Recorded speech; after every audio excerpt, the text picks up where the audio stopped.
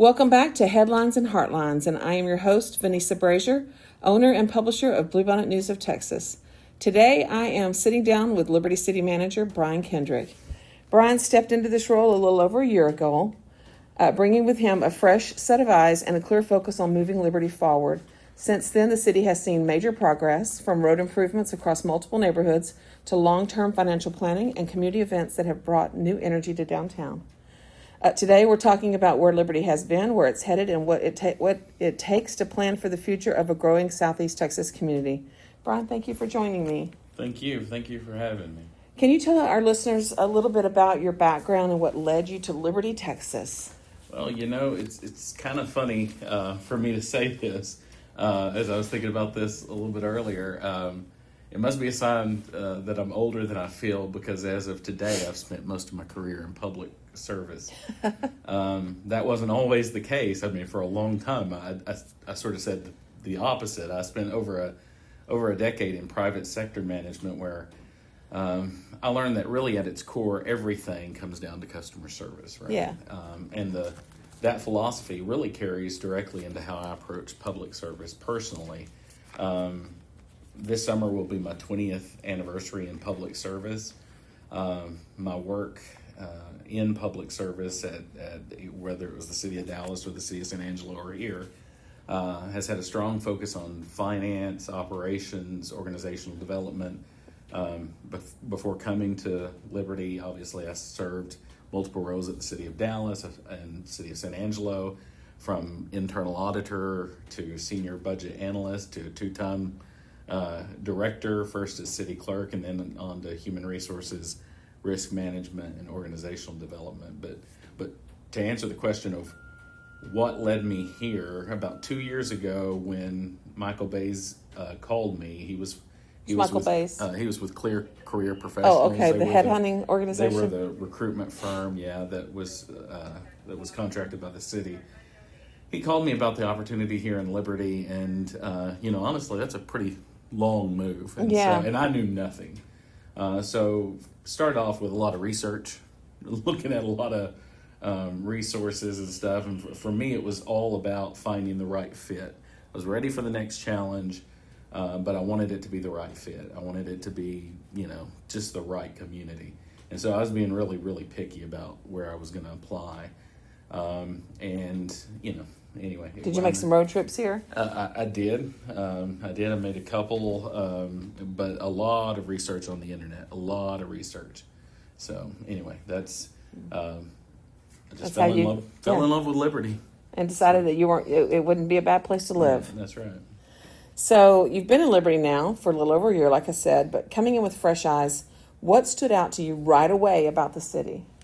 Well, even going back to the research that I did prior to the position, this community obviously has a deep, deep history. Mm-hmm. Strong people, a lot of opportunity lies ahead. I've studied leadership for most of my life and history. I've always been a little bit of a history nut, but my master's degree was even in management and leadership. So for me, Liberty, I saw a chance to help position the city for long-term success. It was clear that Liberty had a strong bones, strong fundamentals. Its location, its history, its community. This community really does care. At the same time, I saw opportunities to be more proactive, especially when it comes to infrastructure, long-term planning. My motto has always been, I'd rather prepare for growth than to react to it. If we prepare on the front end, we won't be like some of those cities that I've seen, particularly around like the hill country around San Antonio, that just got swallowed up as the population expanded and just rapid growth. They just got swallowed up, and they wound up reacting to it, and they kind of lost their identity and their charm that they had in some of those small towns. From when I was a kid anyway, and those were much smaller towns around there. But, and that's kind of sad to see. Yeah, and so because of that, my motto was if we prepare for on the front end for growth, we won't be that kind of city that loses its identity in that. And hopefully, one of my greatest strengths, I think, is critical thinking, and I hope that serves this community well. So, Okay. yeah. So what were some of the first priorities you identified when you stepped into the role?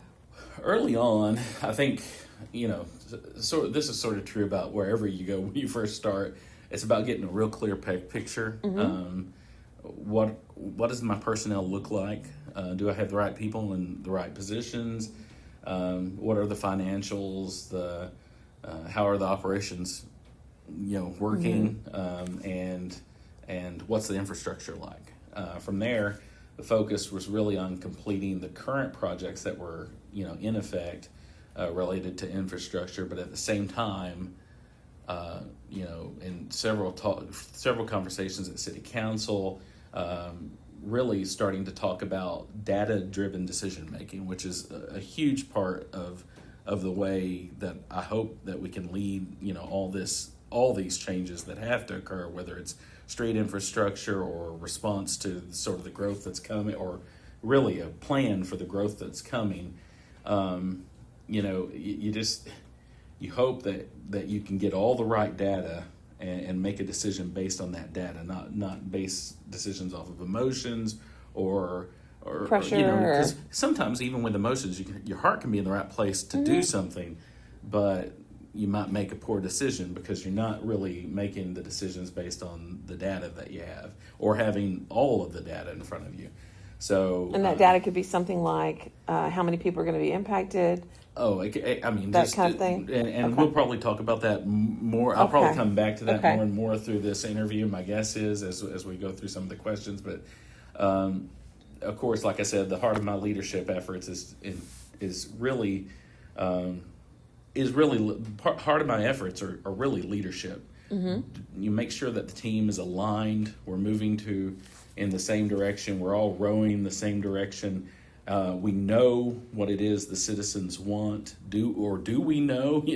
Making sure we know what it is the citizens want and trying to move in that direction efficiently and effectively, I think.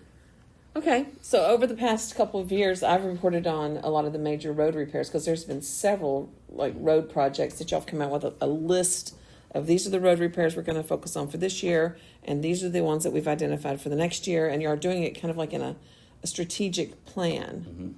So what's been the driving force behind those efforts? Well, need, I think primarily that's happening all across Texas. I'm not sure how it happened in so many places all at the same time, but a lot of cities are dealing with just being sort of behind the eight ball when it comes to infrastructure that's not been maintained as completely as it was needed. And I don't want to bag on anybody. Like I said, everybody's in that same boat. You build a street, and if you build a concrete street, you go, well, okay, see you in 100 years. Yeah. And but then you find out there's clay pipes underneath that have to be replaced. Right, and then you cut into it. Yeah. But you don't. It's hard to plan for something that comes every 70 or 100 years. Right. And so how do you do the little maintenance things that are necessary, those kind of things? And so I don't want to bag on anybody for not doing it, but I think on this side we've learned that maintenance dollars, one of the things that everybody says is if you spend preventive maintenance $1, it saves you $4 in having to do something down the road. So isn't there a saying about prevention is the best cure? You're right, exactly. Yeah. So the driving force behind all that work was simple. We had fallen behind, and what we've done differently is to take a citywide approach, so that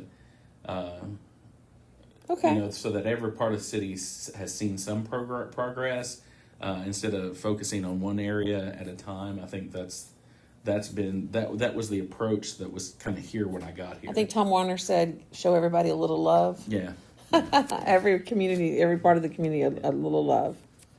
Okay, well, Texas Avenue was one of those major road repairs completed last year. It's one of the most heavily traveled roads in Liberty. So what kind of difference have the road projects made in the community, and what are people saying to you about it? Well, just going back to that a little bit more. I'm sorry, a little bit more into that. With Tom saying that, I think it was a lot about fairness, and I think that impulse, like I said, is a decent one.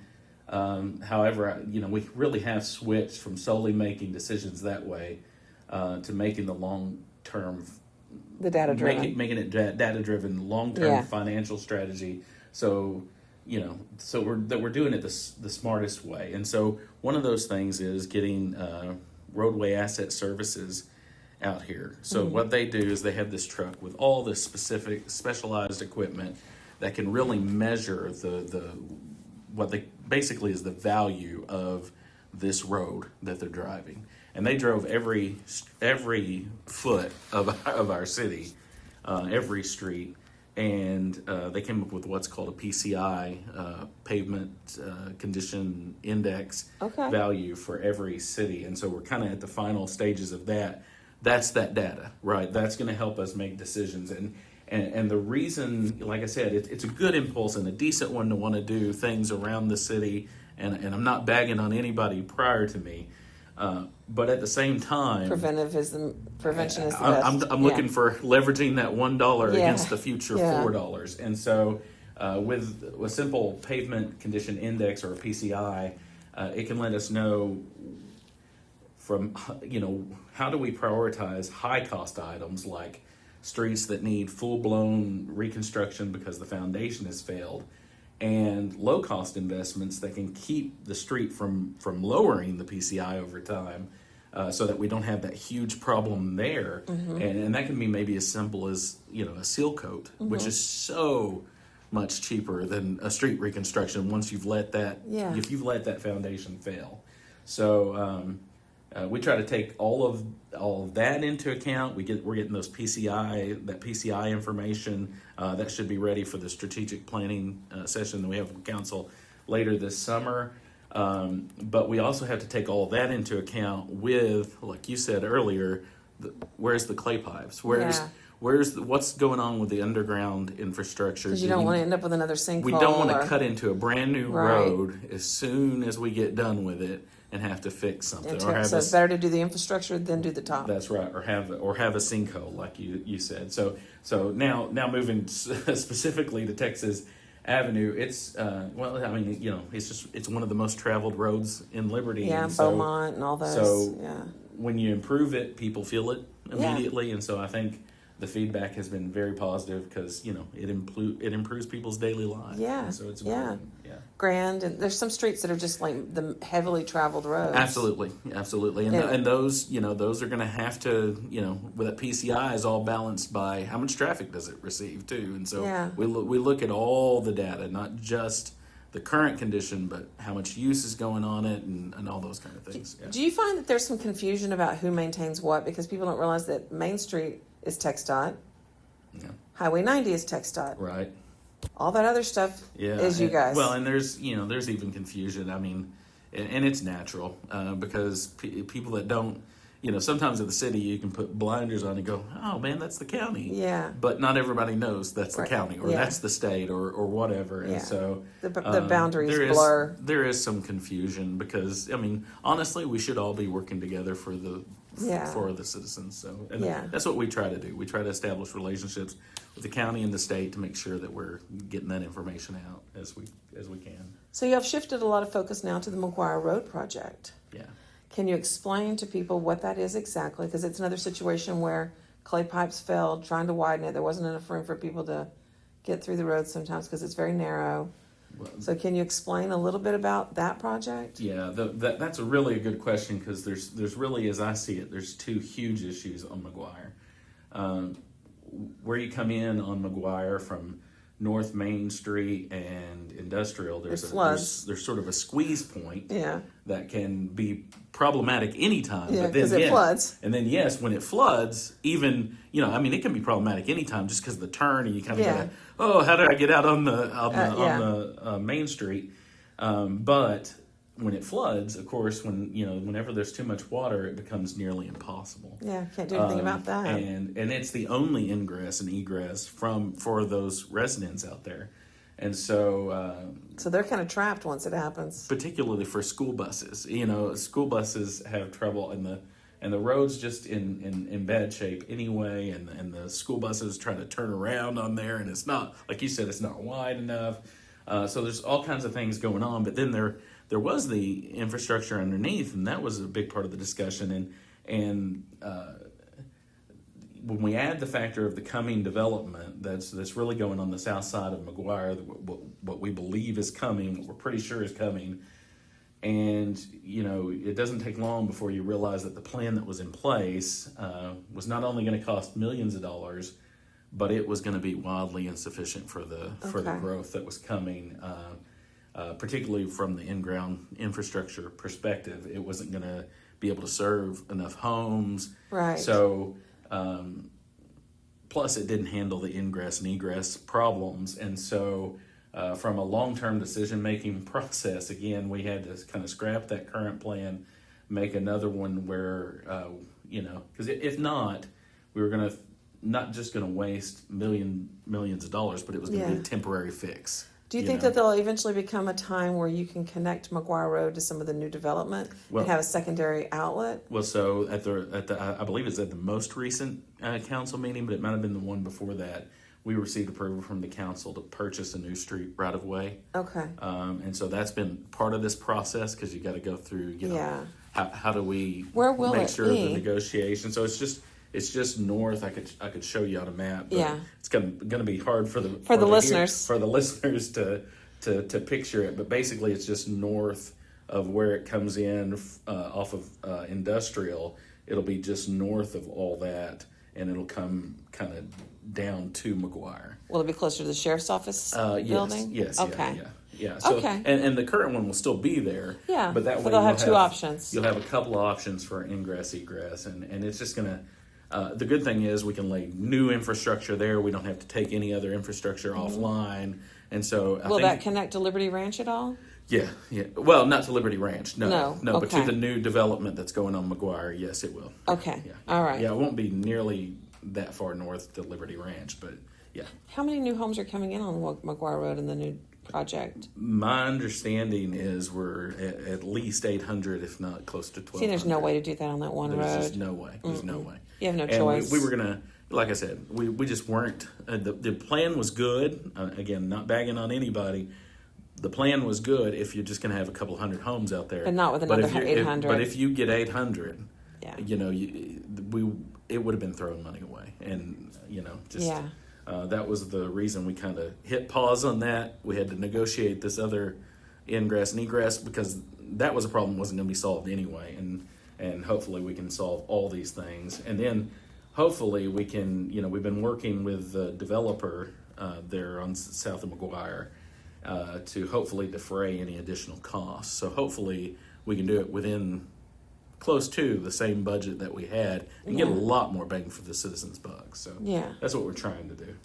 Well, that'll be an exciting project. Yeah. And will the development help pay for the new road coming in? Well, yeah, and that's what I mean by defraying the costs. Okay, they'll pay for that. Well, help. We're working on that. Okay, we're working on that. We've got some. Okay. We've got good rapport. Both of us want to see it done. It's good for them. Who's it's good that for developer? us. It's the same as Liberty Ranch. Oh, okay. Yeah. Okay. And he's worked real well with us with Liberty Ranch. Like I said, we built a good Charles. rapport. Charles. You want to tell people what's Charles's last name? Charles Von Smith. Yeah. He's been from great. Livingston area. Yeah, he's been great.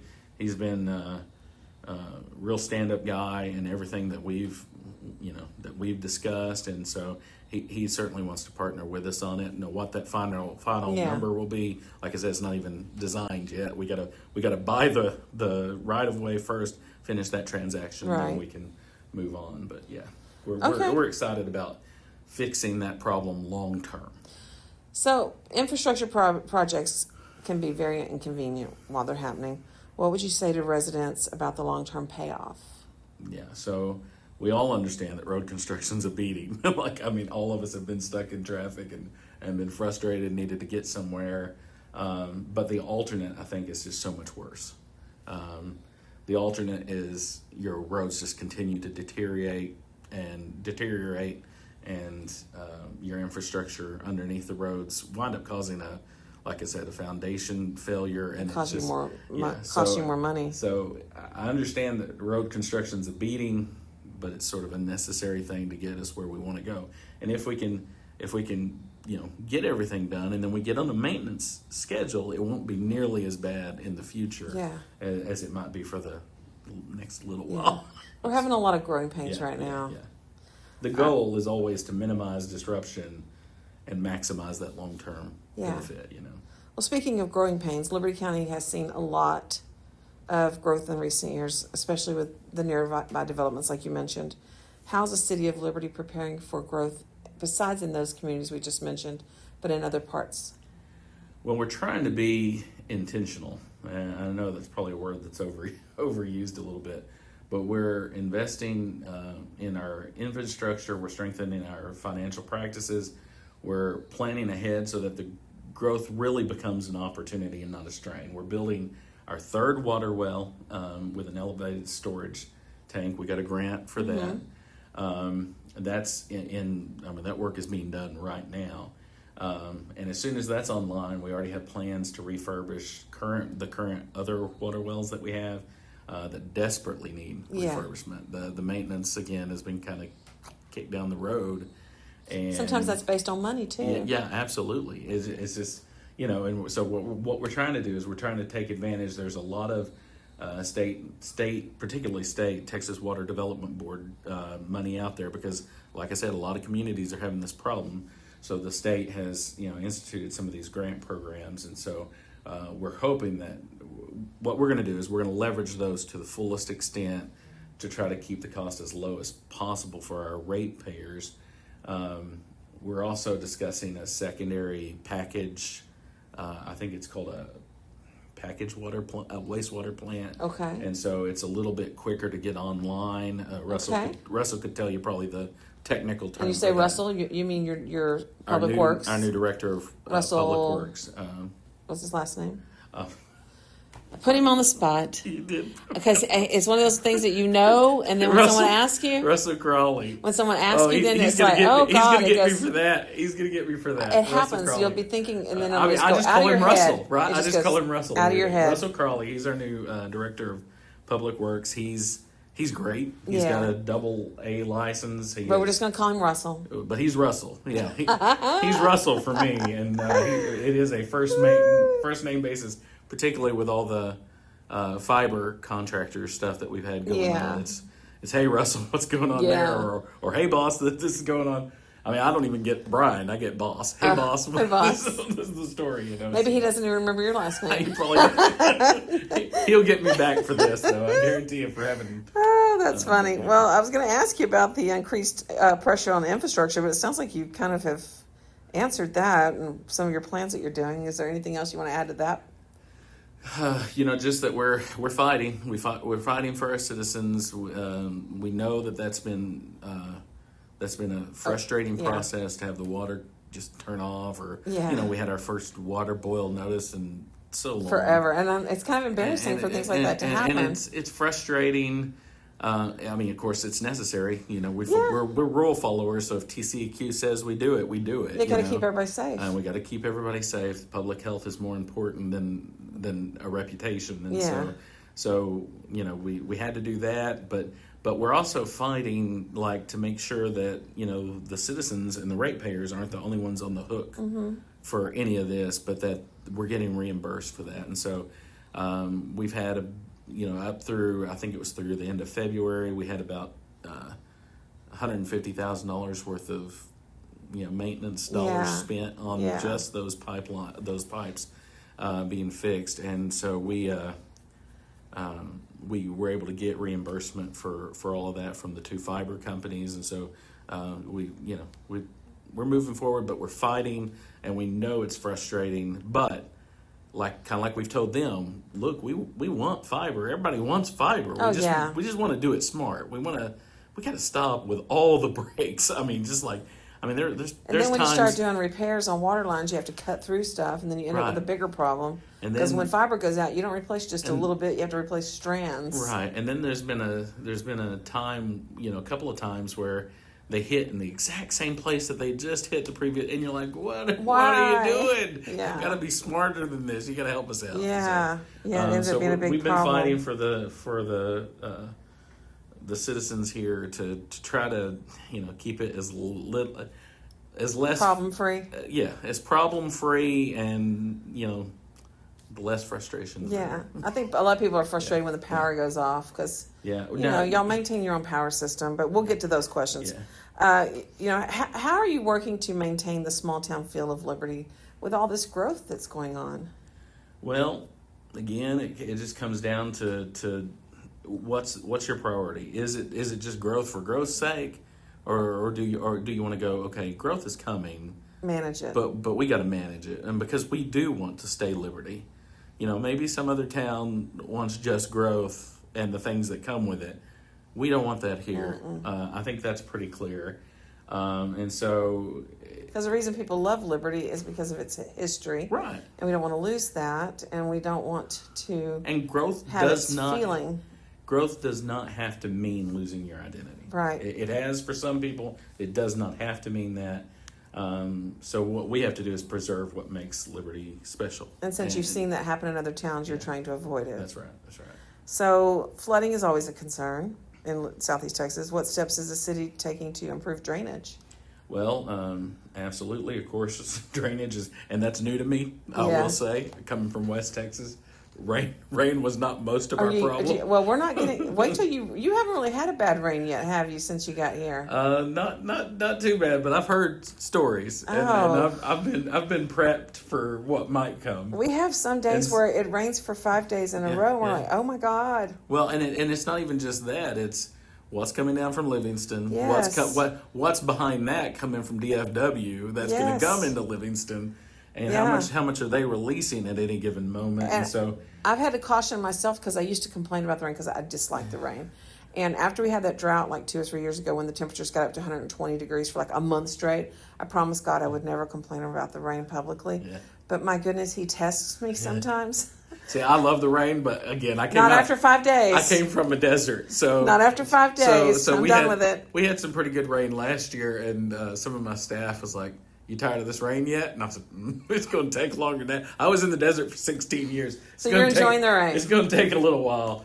But, yeah, obviously drainage. Wait till you see a good flood and then you'll be like, okay, I'm tired of rain now for a little while. Obviously, drainage is really important. And I think for us, it's important that we work with the partners that share those same concerns with the county, WCID. The water districts. They have vested interests in preventing flooding. So I would say it's not always the most visible work, but it is some of the most important. Okay.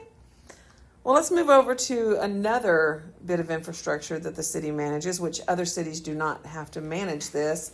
And that would be Sam Rayburn Municipal Power Agency and how they are divesting themselves of everything and turning it over to their member cities. Now, for people who don't know, Sam Rayburn Municipal Power Agency had 3 member cities. It was Liberty, Jasper, and Livingston. Mm-hmm. And so can you explain what SRMPA, I have to catch myself, SRMPA is and how it has historically benefited Liberty? Well, of course, it's like you said, it's basically a government-owned entity. It exists to plan, finance, operate electric generation and transmission projects, supporting the needs of the member cities. Yeah. Now, as far as the divesting itself, actually that was just completed right before I got here. Yeah. And so, thanks to the mentoring of Bruce Mintz, who I'll just sit at the feet for the rest of the time I can and learn what he has to share with me. But my understanding is prior to 1989, the cities owned and operated and maintained all the transmission lines and the substations. And then in 1989, that went to this SRMPA. Basically, 2 years ago, we signed agreements and took over all that infrastructure back. Why did they want to get out of it? I guess I never understood why they wanted to get out of it. I think it's practical. Had it just served its purpose? Well, no. I mean, the SRMPA, so we're still benefiting from it. Yeah. But as far as them managing the lines for us, it was just determined that it's a lot better for the cities. We ought to manage it. Because it could be a burden, an unfair burden on one of the cities. Oh, for the other people's maybe problems. They're not getting as much benefit, and so it was just determined that it was smarter for each city to maintain their own. Also, we get to make choices related to that. That knock on wood, our uptime is pretty darn good these days. Yeah. We've done a lot of things. We're trying to stay on top of transformers. In fact, I think we sent like 20 transformers back to be rebuilt just the other day. Do you have transformers in reserve if something goes out? Right. We're trying to make sure we're ready for what may come now that we're headed in. And so we have increased our stock dramatically over the last year, but we're still, like I said, we sent 20 more to be rebuilt. I think it was last week.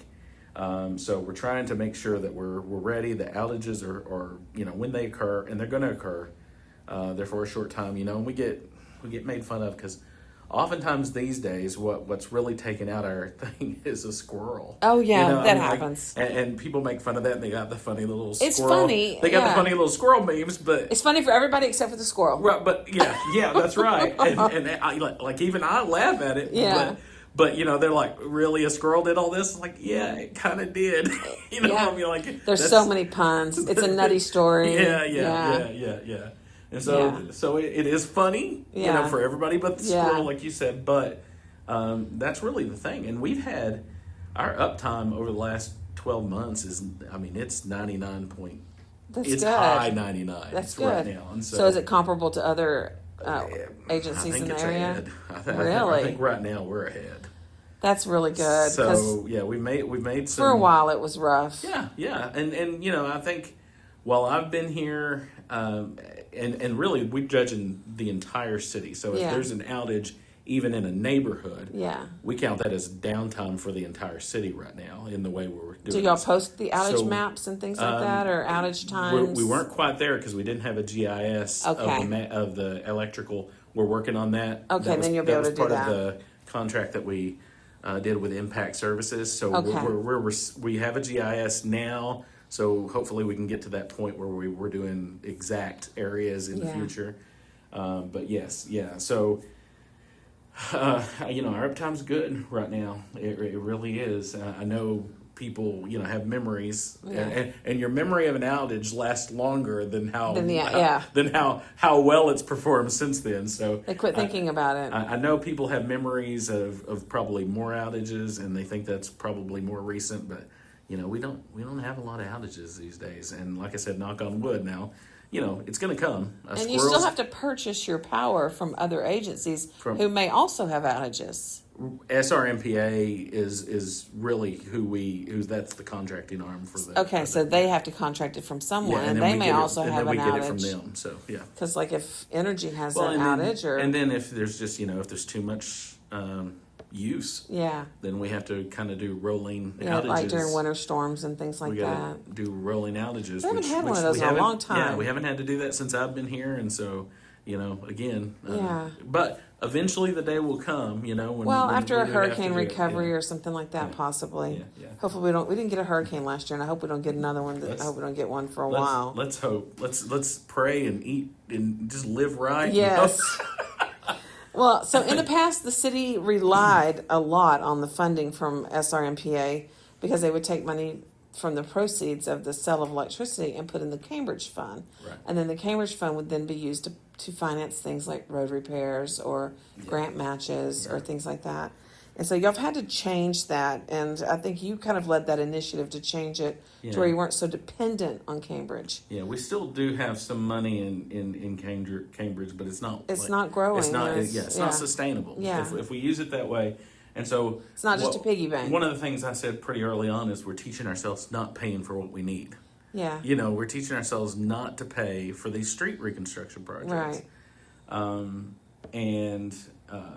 It's great to have the Cambridge Fund, but it's a limited resource, right? And so we've had to shift from relying on those funds in a really what was an unsustainable way to building a more strategic approach to how do we use those funds and try to keep them here, right? Long term. And so, that is true. Okay, so let's talk about what Liberty is doing to attract new businesses. Okay. So can you tell us about any that are in the works? Can you give me are there some good ones coming?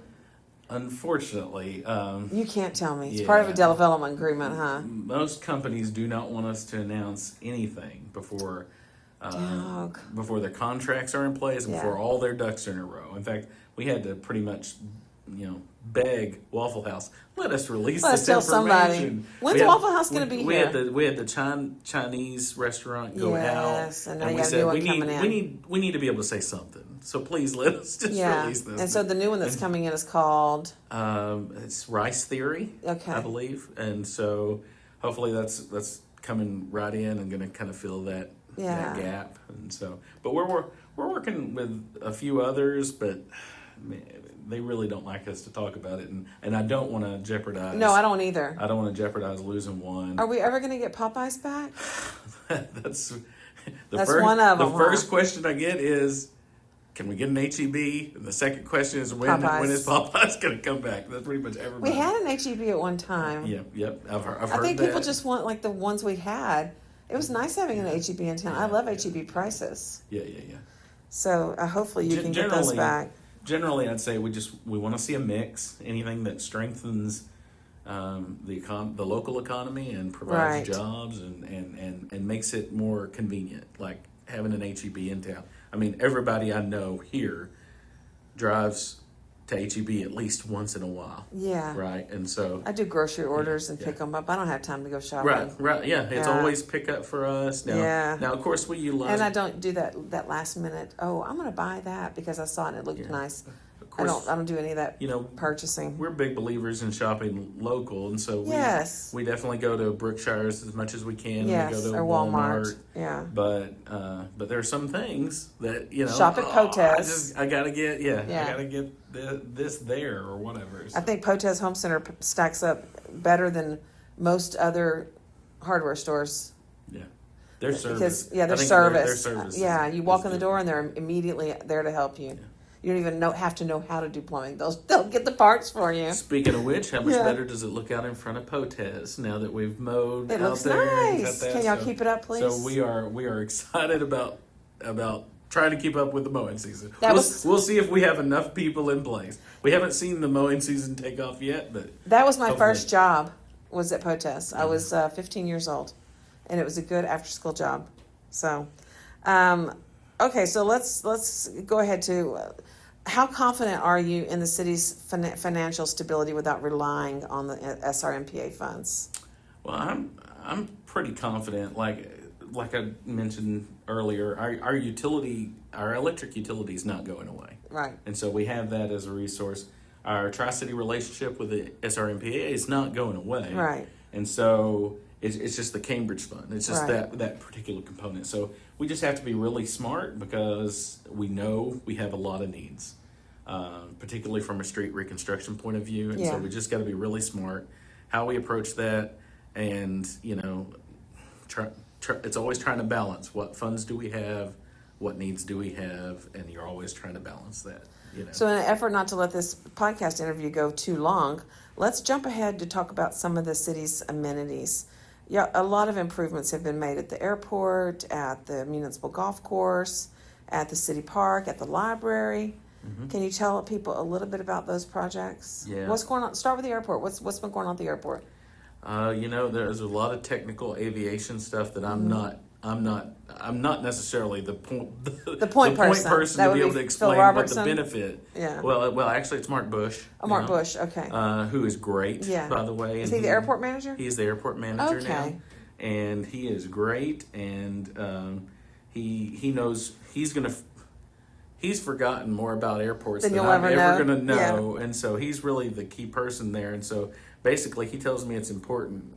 Yeah, okay, we need to do that. And then TxDOT also makes things where you have to do it, right? Right. TxDOT and they'll put money. They'll put funding. They do have some funding into it. Yep, they do. And so the most recent thing that we did out there, though, and like I said, I'm probably not going to get the technical side right, is basically a generator to make sure that we're able to pump gas when life flight comes in a bad situation. There's no electrical.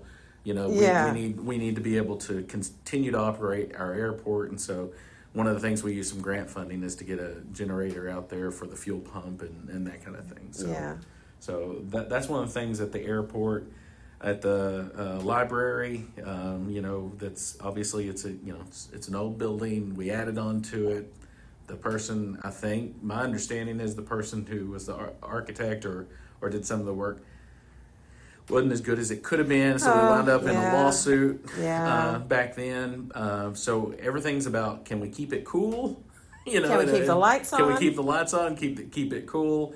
And then for the Valley players, the stage lights and that. That's a big deal because we go see a lot of shows. Have you seen any of their shows? They are widely regarded. I did not get to see one. My daughter and son-in-law are in the Valley players. We're looking forward to seeing one this year. Of course, I came and I was just You need to go see some shows. I was stuck here so much last year. Hopefully this year I can tear away and we can go see one. Me and my wife are really looking forward to that. They put a lot of work in those shows. I've heard nothing but how well regarded it is and how it feels like it's something that would be for, a city maybe 4 or 5 times our size, Yeah.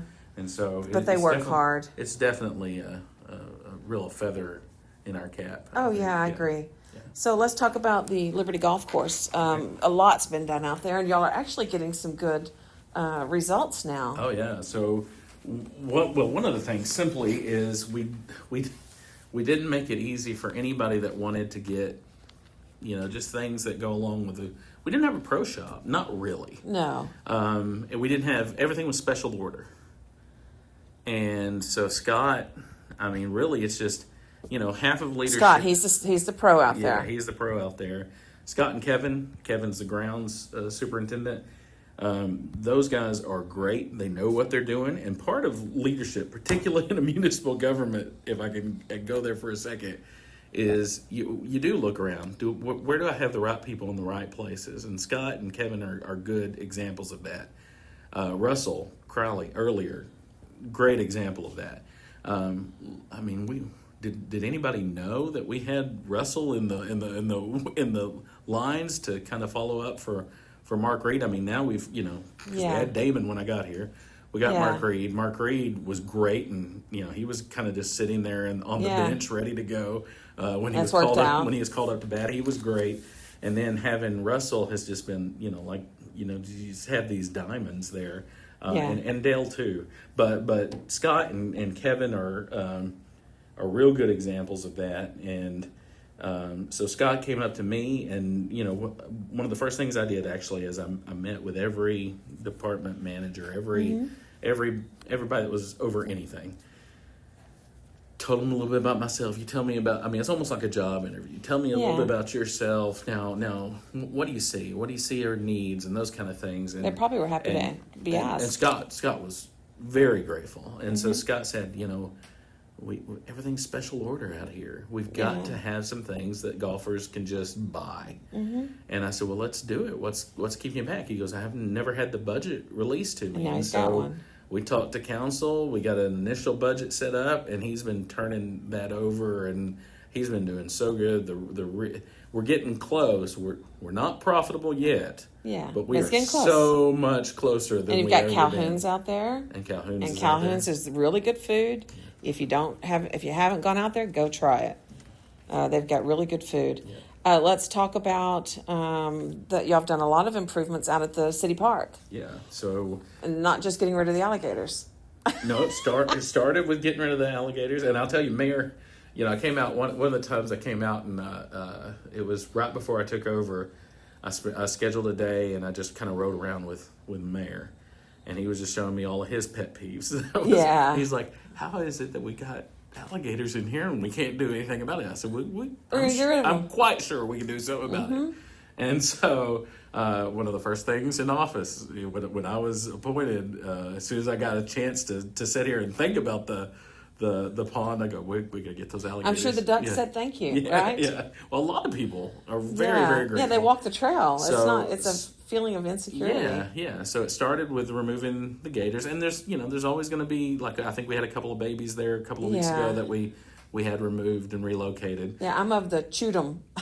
Yeah. Yeah, from the TV show, chewed 'em. Yeah. So We're always going to have a little bit of that, but hopefully we don't allow these, larger The monsters to adults come in.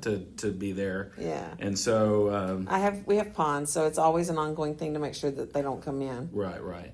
And so we've got a guy on retainer, Dylan.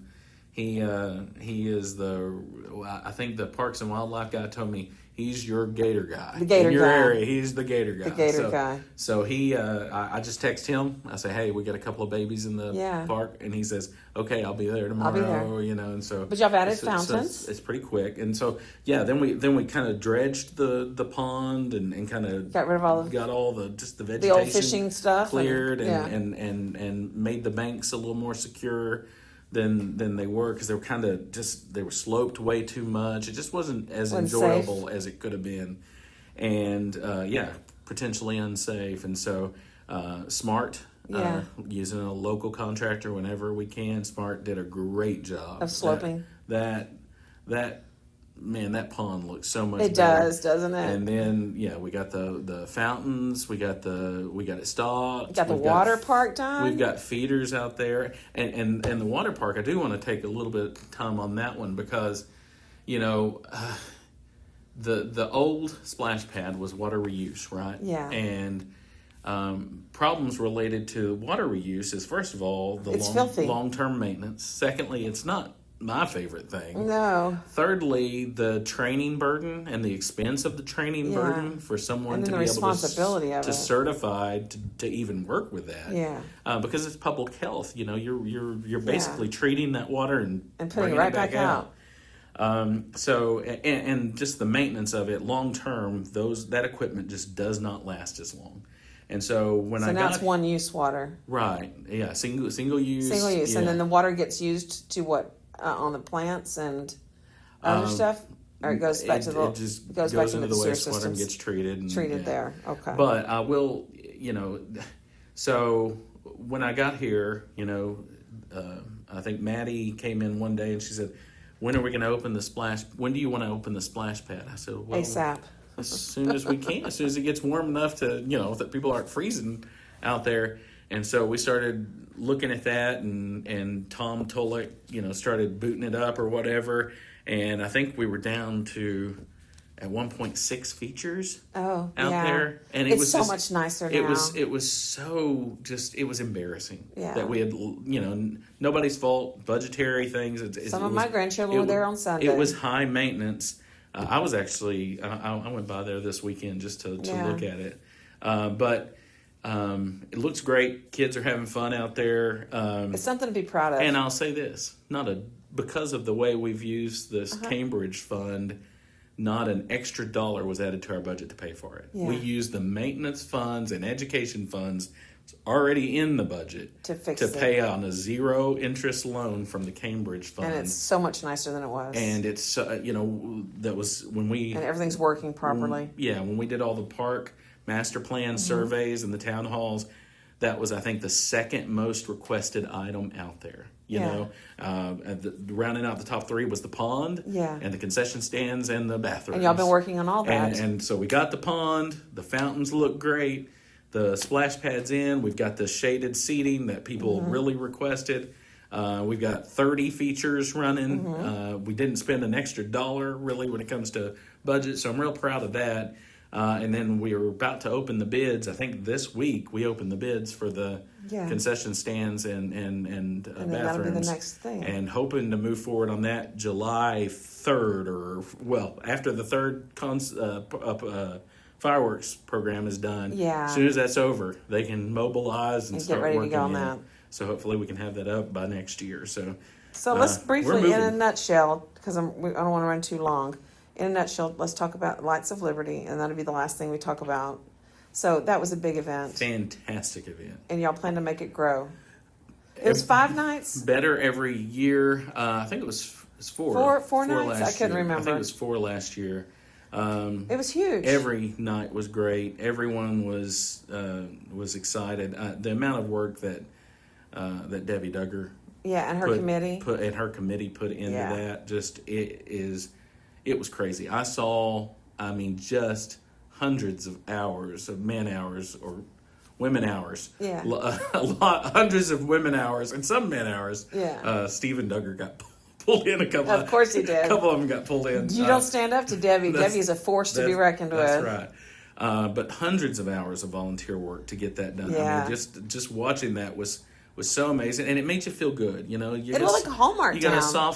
and you got a soft spot because your community's doing this. Yeah. For the All benefit the of everybody photos else. that were taken out there. Yeah, just great events, well attended. Well, I hope it Just only gets fantastic. bigger and better. Yeah, I think it will. Well, we had a bunch more questions on here, but I'm going to jump ahead because we're Okay. already at 50 minutes. So Okay. we're going to jump ahead to the rapid fires. Okay. What's one thing people would be surprised to learn about being a city manager? It's supposed to be short answers. Oh, short answers, man. I don't know. I don't know if I've got a short answer to that. What would they be most surprised about? The amount of disciplines that you have to have some idea of. I bet that would be. Yeah. Because you got to learn about water systems and sewer systems. And luckily, I've always been sort of. This used to be a knock on me. I think jack of all trades, master of none. It's working out for you now. Now that works out. That kind of comes naturally here. At least I understand enough to know what the subject matter expert's telling me and say, okay, yeah, let's go, let's do that. So, as a city manager, what's the first thing you notice when you drive through a city? First thing I noticed when I drove through this city Any city. Oh my gosh, I see signs. I see street signs. That's a big one. Yeah. Does it tell me where to go? If I don't have GPS, can I figure it out? You know what I mean? Like if GPS was down, that's one of the things. But then are they mowing? Does it look pretty? Especially in this area. Yeah. In San Angelo, not so much because it doesn't grow that everything much. was dead or Yeah. xeriscaped. But here, are they mowing? Or is there a good vibe in that community? Like, is there that community spirit? And it's here. I mean, it is here. For anybody hearing this that hasn't been to Liberty, it's here. One word to describe Liberty. One word. Historic. Historic. Favorite local spot in Liberty so far? I love the park. The park. I love the It's park. beautiful. I love the pond. I really do love the pond. My husband goes out there for Especially with lunch. the fountains. I love it even more now. He goes out there for lunch and just sits on and enjoys it and gets some sun. But I really do love downtown too. So I do too. If I get to add a second, it's I was born in Liberty. It's this campus. It really is. What aspect of your job stresses you the most? You get a simple response now. What aspect stresses you the most? Dealing with media? No, not at all. I don't know that there's an aspect that stresses me out the most. I'm pretty even keeled. Yeah, me too. And so I think if this job is not for people that get stressed out. Yeah. It's really just not. If you weren't in city management, what would you be doing? I'd be pastoring a church. Oh, that's a lovely thing. Yeah, and when I retire, I'm gonna not be a burden on some church, and I'm gonna preach as much as A they want. vocational pastor. As much as they'll let me, I'll preach and I'll teach Sunday school and I'll sweep the bathroom if they'll let me. Oh, But that's lovely. That's what I want to do in my retirement. I have two pastors in my family. Yeah. What's one thing every resident should understand about how the city runs? What I would like everybody to know is, we are all, look, I'm conservative, I'm a conservative guy. The federal government's, a monstrosity, and they're not always looking out for our interests. But you are. And it is frustrating. The state can sometimes be that same way. Yeah. But the folks here, whether it be Naomi or whatever, the folks here, we're the people that shop with you at the grocery store. We go to church with you. We go to these events. We go to Lights of Liberty. We're walking through just like you are. We love this town. We're invested here. And I just want everybody to know that we don't live in some White Castle somewhere far away. We are here. We feel everything that everyone else feels when the power goes off. It goes off in my house. Yeah. You're like, when's the power coming back on? Yeah. Well, I want to thank you for taking your time to sit down with me and share what's happening in Liberty. To my listeners, thank you for joining me for another episode of Headlines and Heartlines, where I bring you the stories shaping our community, both in the headlines and in the heart. See you next time.